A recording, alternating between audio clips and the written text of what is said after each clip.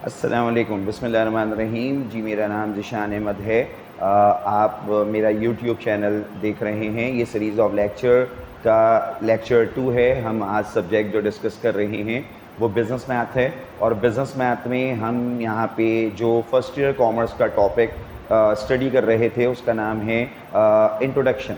हमने यहाँ पे बताया था प्रीवियस क्लास में कि पेपर में सिर्फ और सिर्फ याद रखें कि इस टॉपिक से MCQs बनते हैं। हमने कुछ बेसिक्स डिस्कस की थी, कुछ हमने यहाँ पे MCQs डिस्कस किए थे इस टॉपिक से रिलेटेड। जो MCQs पेपर में आ सकते हैं, आते हैं, मैं वो आपको यहाँ पे इस टॉपिक में पढ़ाऊँगा। अदरवाइज़ यहाँ पे इस टॉपिक में यहाँ पे MCQs के अलावा क्वेश्चन आंसर नहीं आते। सिर्फ एक क्वेश्चन आया था, वो क्या आया था मैं अभी आपको यहाँ पे बताता हूँ। हम जो बेटा सब्जेक्ट डिस्कस कर रहे हैं उस सब्जेक्ट का नाम है बिजनेस मैथ्स। ये सब्जेक्ट जो हम यहाँ पे स्टडी कर रहे हैं ये आपके पास फर्स्ट ईयर कॉमर्स के हवाले से है, सीरीज़ ऑफ लेक्चर। और हम जो टॉपिक यहाँ पे डिस्कस कर रहे हैं ये टॉपिक नंबर 1 है, जिस टॉपिक का नाम है बेसिक्स या फिर इंट्रोडक्शन। अगर हम बात करें इस टॉपिक की तो इस टॉपिक में हम मैथ की बेसिक्स पढ़ते हैं, हम मैथ की इंट्रोडक्शन पढ़ते हैं। देखें, मैथ्स हम बचपन से पढ़ते हुए आ रहे हैं, हमें यहाँ पे इंट्रोडक्शन की ज़रूरत नहीं है, लेकिन यहाँ पे एक रिकॉल कर सकें, दैट्स वाई हम यहाँ पे इस टॉपिक को डिस्कस कर रहे हैं कि क्या क्या MCQs वो आपसे पूछ सकता है। हमने लेक्चर नंबर 1 में सीरीज़ ऑफ लेक्चर के में 6 MCQs प्रीवियसली डिस्कस किए थे। आज हम यहाँ पे MCQs नंबर 7 जो है वो पढ़ेंगे। आप डिस्कस करेंगे मैथमेटिकल ऑपरेशन। अगर बोला जाए मैथमेटिकल ऑपरेशंस क्या होते हैं तो भाई मैथमेटिकल ऑपरेशंस याद रखिएगा 4 होते हैं। या तो वैल्यू हम प्लस करते हैं, या तो वैल्यू हम माइनस करते हैं, या तो वैल्यू हम मल्टीप्लाई करते हैं, या तो वैल्यू हम डिवाइड करते हैं। भाई ये बेसिक से हम बचपन से पढ़ते हुए आ रहे हैं, हमें प्लस माइनस मल्टीप्लाई डिवाइड सीखने की ज़रूरत नहीं है, लेकिन ये बेसिक्स इंट्रोडक्शन में सिखाया जाता है। इसके अलावा जो है वो अगर हम बात करें इंट्रोडक्शन में तो हम एक चीज़ पढ़ते हैं जिसका नाम है arrangement of data. Arrangement of data, data को अरेंज करें। याद रखिएगा अरेंजमेंट के 2 मेथड होते हैं। एक मेथड को हम कहते हैं असेंडिंग ऑर्डर, दूसरे मेथड को हम कहते हैं डिसेंडिंग ऑर्डर। देखिए, अगर बोला जाए ऑर्डर का क्या मतलब है तो ये याद रखिएगा, ऑर्डर मीन्स सीक्वेंस। हम ऑर्डर की अगर बात करें तो ऑर्डर का मतलब सीक्वेंस होता है, ascending sequence and descending sequence. Ascending का मतलब होता है लो टू हाई, यानी कि आप अपने डेटा को अरेंज करें छोटे से बड़े की तरफ। एंड डिसेंडिंग ऑर्डर का मतलब होता है हाई टू लो, कि आप अपने डेटा को अरेंज करें बड़े से छोटे की तरफ। सर क्या मतलब? आए बेटा मतलब आपको बताते हैं। मिसाल के तौर पे हम एक डेटा ले लेते हैं, एक एग्जाम्पल एज्यूम कर लेते हैं कि आपके पास एक वैल्यूज़ हैं गिवन 5, 2, 0, 1, -2 और 4। बोला गया इस डेटा को अरेंज करें। अब अरेंजमेंट के 2 मेथड है बेटा, एक का नाम असेंडिंग है और दूसरा का नाम डिसेंडिंग है। एक असेंडिंग ऑर्डर है, दूसरा डिसेंडिंग ऑर्डर है, यानी कि हम अपने डेटा को यहाँ पे अरेंज करके बताएंगे असेंडिंग एंड डिसेंडिंग ऑर्डर में। अगर बोला जाए असेंडिंग ऑर्डर का क्या मतलब होता है तो याद रखिएगा ascending means low to high arrangement, and descending order means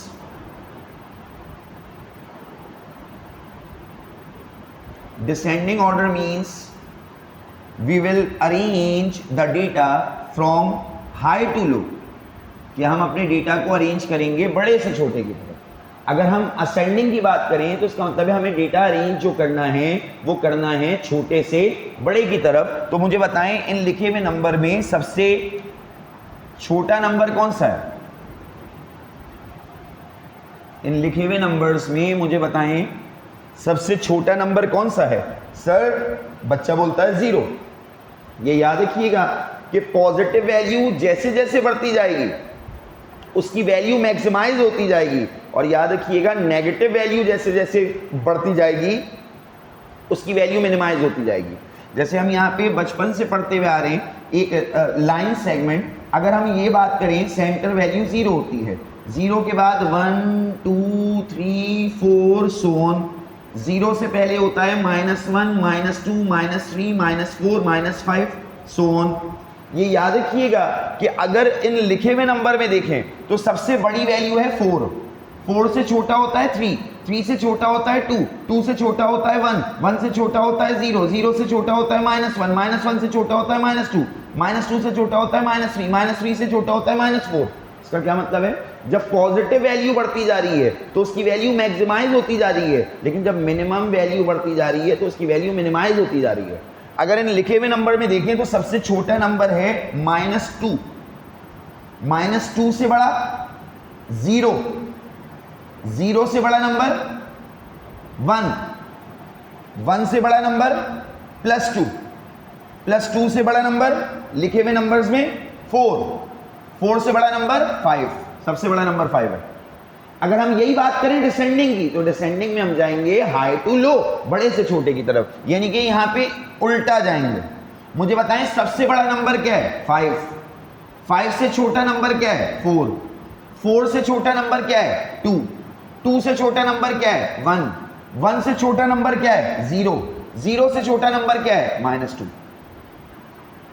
तो आपको यहाँ पे अरेंजमेंट ऑफ डेटा पता होना चाहिए कि डेटा हम अरेंज कैसे करते हैं, असेंडिंग ऑर्डर क्या होता है, डिसेंडिंग ऑर्डर क्या होता है, ये आपको पता होना चाहिए। तो ये हम बेसिक्स में पढ़ते हैं, ये आपको पता होना चाहिए what is ascending and what is descending. इसके अलावा हम जो इसमें चीज़ डिस्कस करते हैं वो आपके पास क्या क्या चीज़ें हो सकती हैं, आए एमसीक्यूज नेक्स्ट देखते हैं। अब पेपर में जो कंडीशन है ये हमने अलजेब्रा में पढ़ा, एमसीक्यूज नंबर 9 देखें। हमने अलजेब्रा में पढ़ा था कि जब वेरिएबल मल्टीप्लाई होता है किसी वेरिएबल से तो पावर्स ऐड हो जाती हैं। भाई x multiply by x square, इसका मतलब है जब वेरिएबल वेरिएबल से मल्टीप्लाई होता है तो आप बेसिस देखें, क्या मुझे बताएं इनकी बेसिस सेम है? यस सर सेम है।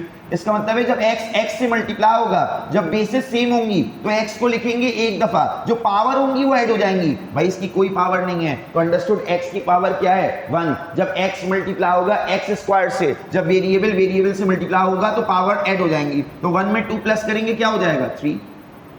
इसी तरीके से अगर आपके पास एमसीक्यूज लिखा हुआ है, ये क्या x square multiply by x की पावर 5,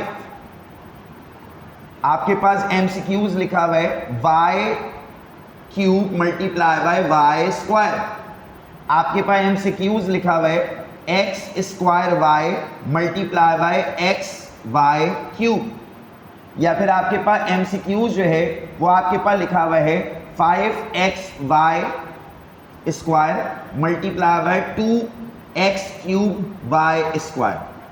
अब ये कुछ कैलकुलेशंस हैं, आप अलजेब्रा में ये सारी चीज़ें पढ़ चुके हैं 9th क्लास में। जब वेरिएबल्स से मल्टीप्लाई करते हैं तो पावर्स क्या हो जाती हैं ऐड। जब एक्स स्क्वायर मल्टीप्लाई होगा x5 से तो पावर बेसिस सेम है, x कॉपी किया एक दफ़ा। जब वेरिएबल से मल्टीप्लाई होता है तो पावर ऐड हो जाती हैं, 2 में प्लस कर दें 5 तो क्या हो जाएगा 7। Y cube multiply by y square, इसका मतलब है वाई बेसिस सेम है तो y को लिखेंगे एक दफ़ा, जब वेरिएबल से मल्टीप्लाई होगा तो पावर ऐड हो जाएगी। 3 में 2 को ऐड करें, आंसर क्या आएगा 5। इसी तरीके से बेटा अब यहाँ पे इस एग्जाम्पल नंबर 12 में, एमसीक्यूज नंबर 12 में वेरिएबल एक से ज़्यादा है। अगर आप देखें x बेस सेम है, x को लिखा एक दफ़ा, जब वेरिएबल्स मल्टीप्लाई होते हैं बेसिस सेम होती है, पावर ऐड हो जाती है। इस x की कोई पावर नहीं है, पावर क्या होगी 1। इसका मतलब क्या हुआ, जब x स्क्वायर मल्टीप्लाई होगा x पावर 1 से तो पावर ऐड हो जाएगी, 2 में 1 प्लस करें 3। y क्या ये बेसिस सेम है तो y से मल्टीप्लाई होगा, जब बेसिस सेम है तो y लिखेंगे एक दफ़ा, पावर ऐड हो जाएगी। इस y की कोई पावर नहीं है 1 है, 1 जब पावर 3 से मल्टीप्लाई होगा तो बेसिस पावर, जब वेरिएबल मल्टीप्लाई होते हैं तो ऐड हो जाती हैं। तो हम यहाँ पे वेरिएबल्स की जो पावर्स हैं वो क्या कर देंगे 1 में 3 ऐड करेंगे 4 आएगा। अब देखें यहाँ कोफिशिएंट्स भी हैं, यहाँ पे वेरिएबल्स भी हैं। याद रखिएगा कोफिशिएंट से मल्टीप्लाई होगा। सर ये कोफिशिएंट क्या होता है बेटा, ये याद रखिएगा, मैंने एक चीज़ लिखी -3x की पावर 4। ये जो मैंने चीज़ लिखी है ना, याद रखिएगा इसमें हर किसी का मैथ में कोई ना कोई नाम है। सर क्या मतलब नाम है? जवाब बेटा ये जो मैंने साइन लिखी हुई आपको नजर आ रही है माइनस, इसको हम मैथ में कहते हैं साइन।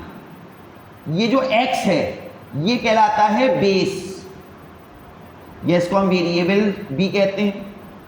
याद रखिएगा x बेस के साथ जो नंबर लिखा हुआ होता है ये कहलाता है इसका कोफिशिएंट। ये क्या कहलाता है? इसका कोफिशिएंट। कोफिशिएंट किसे कहते हैं? वेरिएबल के साथ जो उसकी तादाद होती है, याद रखिएगा उसको हम कोफिशिएंट कहते हैं। और ये जो छोटा सा आपको 4 लिखा हुआ नजर आ रहा है इसको हम कहते हैं पावर, या फिर इसका एक और नाम होता है एक्सपोनेंट, या फिर इसका एक और नाम होता है क्या? एक्सपोनेंट। तो जो ये वेरिएबल के साथ नंबर है ये कोफिशिएंट कहलाएगा। याद रखिएगा कोफिशिएंट कोफिशिएंट से मल्टीप्लाई होगा, वेरिएबल वेरिएबल से मल्टीप्लाई होगा, क्योंकि ये वेरिएबल्स आपस में क्या हो रहे हैं? मल्टीप्लाई हो रहे हैं। मुझे बताइए कि कोफिशिएंट कोफिशिएंट से मल्टीप्लाई होगा, 5 2 ज़ा 10, x पावर 1 मल्टीप्लाई होगा, x पावर 3 से पावर ऐड हो जाएगी, 1 में 3 ऐड करें 4, y से मल्टीप्लाई होगा, y स्क्वायर जब y स्क्वायर से मल्टीप्लाई होगा तो ये भी क्या हो जाएगा? y4, पावर 2 ऐड होकर क्या हो जाएगा? y का पावर 4 हो जाएगा। तो ये एमसीक्यूज बेटा पेपर में आ सकते हैं। इसी तरीके से आपके पास जो है वो कंडीशन जो है वो क्या है, वो आपके पास लास्ट टाइम अगर आपको याद हो हमने स्क्वायर रूट्स पढ़े थे और मैंने आपको सबके बारे में बताया था। रिकॉल कर देता हूं बेटा प्रीवियस लेक्चर में। जैसे स्क्वायर रूट की होल पावर होती है 1/2, क्यूब रूट की होल पावर होती है 1/3, फोर्थ रूट की होल पावर होती है 1/4, फिफ्थ रूट की होल पावर होती है 1/5, सिक्स रूट की होल पावर होती है 1/6। ये याद रखिएगा। जैसे मिसाल के तौर पे अगर हम बात करें, यहाँ पे सवाल में नंबर लिखा हुआ है 8 की होल पावर 1/3, 8 की होल पावर 1/3। ये हमने 9 क्लास में पढ़ा है सिंप्लीफिकेशन में कि भाई अगर आप किसी नंबर के ऊपर कोई फ्रैक्शन में पावर होगी तो आप अंदर वाले नंबर को उसके फैक्टर्स में तोड़ेंगे, पावर में तोड़ेंगे। इसका मतलब है 8 को हम फैक्टर्स में तोड़ेंगे। 8 को फैक्टर्स में तोड़ें, 2 4 ज़ा 8, 2 2 ज़ा 4, 2 1 ज़ा 2। इसका मतलब है 2 मल्टीप्लाई बाय 2 मल्टीप्लाई बाय 2। मैं बोल सकता हूं ये बराबर है 2 की पावर 3 की के, और इसकी होल पावर क्या है 1/3। हमने याद रखिएगा power of the power law ये कहता है कि जब पावर के ऊपर पावर होती है तो अंदर वाली पावर बाहर वाली पावर से मल्टीप्लाई होती है। मैंने प्रीवियस क्लास में बताया था। इसका मतलब है अंदर वाली पावर बाहर वाली पावर से क्या होगी? मल्टीप्लाई। 3 1 ज़ा 3 और 3 डिवाइड हो रहा है 3 से, तो ये 3 से 3 क्या हो गया? कट गया। आंसर आएगा 2। आंसर क्या आएगा? 2। अब बेटा साइंटिफिक कैलकुलेटर सामने रखिए। साइंटिफिक कैलकुलेटर में, मैथ फंक्शन कैलकुलेटर में, आप जब साइंटिफिक कैलकुलेटर सामने रखेंगे तो आपको कैलकुलेटर में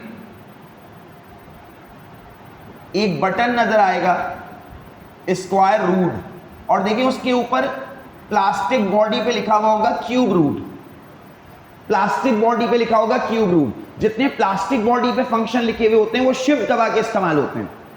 आप अगर गौर से देखें तो क्या यहां पे सवाल में लिखा हुआ था 8 की होल पावर 1/3? Yes sir. भाई होल पावर 1/3 में बोल सकता हूं ये क्यूब रूट ऑफ 8 है। ये क्या है? Cube root of 8। आपको सिंप्लीफिकेशन आनी चाहिए, नहीं तो यही आप कैलकुलेटर पे निकाल सकते हैं। जितने भी अगर आप देखें क्यूब रूट चाहिए 8 का, कैसे निकलेगा? शिफ्ट दबा के, शिफ्ट दबा के स्क्वायर रूट का बटन दबाएं, स्क्रीन पे आ जाएगा क्यूब रूट, आगे 8 लिखें और इक्वल टू करें, डायरेक्ट आपका आंसर आएगा 2। कैलकुलेटर आपको डायरेक्ट जो आंसर देगा वो क्या देगा? 2। तो आपको ये कैलकुलेशन करने की जरूरत नहीं है। वैसे भी ये एमसीक्यूज में आता है, एमसीक्यूज की कोई कैलकुलेशन आपको शो ही नहीं करनी होती। उसके बाद जरा देखिए नेक्स्ट एमसीक्यूज जो है वो आपके पास क्या आ सकता है। नेक्स्ट एमसीक्यूज नंबर 15 देखिएगा। एमसीक्यूज आपके पास लिखा हुआ है x³ की होल पावर 2। हमने क्या पढ़ा? Law of the power of the power. जब पावर के ऊपर पावर होती है तो अंदर वाली पावर बाहर वाली पावर से क्या होती है? मल्टीप्लाई। इसका मतलब ये 3 मल्टीप्लाई हो जाएगा 2 से, तो 3 2 ज़ा क्या हो जाएगा? 6। 3 2 ज़ा क्या हो जाएगा? 6 हो जाएगा। उसके बाद आपके पास सवाल में लिखा हुआ है क्यूब रूट ऑफ 27। मैंने भी आपको सिखाया कि आप यहां पे क्या करें कि आप शिफ्ट दबा के स्क्वायर रूट का बटन दबाएं, स्क्रीन पे आ जाएगा क्यूब रूट, और क्यूब रूट आपके पास यहां पे आगे 27 लिखें जब स्क्रीन पे आ गया, और इक्वल टू करें तो cube root of 27 calculator answer देगा 3। क्या देगा? 3। मिसाल के तौर पे मेरे पास साइंटिफिक कैलकुलेटर नहीं है तो सर हम क्या करें? तो बेटा आपको देसी तरीका आना चाहिए, आपको सिंप्लीफिकेशन आना चाहिए। भाई मैं बताएं क्यूब रूट ऑफ 27 का क्या मतलब है? सर क्यूब रूट ऑफ 27 का मतलब यहां पे होता है 27 की होल पावर 1/3, जैसे यहां पे 8 की होल पावर 1/3 थी। अब अगर मेरे पास साइंटिफिक कैलकुलेटर नहीं है तो मैं क्या करूंगा, इसको फैक्टर्स में तोड़ूंगा। फैक्टर्स में कैसे तोड़ूंगा? सर 27 के फैक्टर्स निकालें, 3 के टेबल में आएगा 3 9 जा 27, 3 3 जा 9, 3 1 जा 3। इसका मतलब है बेटा 3 मल्टीप्लाई बाय 3 मल्टीप्लाई बाय 3, मैं बोल सकता हूं ये 3 क्यूब के बराबर है और इसकी होल पावर 1/3। ये 3 से ये 3 कट गया, आंसर आएगा 3। तो कैलकुलेटर से निकालें तब भी आंसर वही आएगा, आप सिंप्लीफिकेशन से निकालें तब भी आंसर वही आएगा। होप सो आपको यहाँ पे ये लेक्चर समझ में आया होगा। आज का लेक्चर यहीं तक रखते हैं। नेक्स्ट क्लास में सीरीज ऑफ लेक्चर का लेक्चर 3 में इसके आगे के बाकी के MCQs आपको यहाँ पे सिखाए जाएंगे। अगर आप मेरे चैनल पे नए हैं तो आप मेरे चैनल को सब्सक्राइब करें, easy to learn by sir Zeeshan Ahmad. आपको यहाँ पे इसी तरीके से series of lecture business math, statistics, accounting के मिलते रहेंगे ताकि आप बेहतर से बेहतर तमाम चीज़ें सीख सकें। आप अगर वीडियो पसंद आए तो लाइक करें, चैनल सब्सक्राइब करें और अपने दोस्तों से शेयर करें ताकि यहाँ पे जैसे आप फ़ायदा उठा रहे हैं वैसे दूसरे भी मेरे इस लेक्चर से फ़ायदा उठा सकें। होप सो ये बेहतर समझ में आया होगा। नेक्स्ट क्लास में इसके आगे पढ़ते हैं। जब तक अल्लाह हाफ़िज़।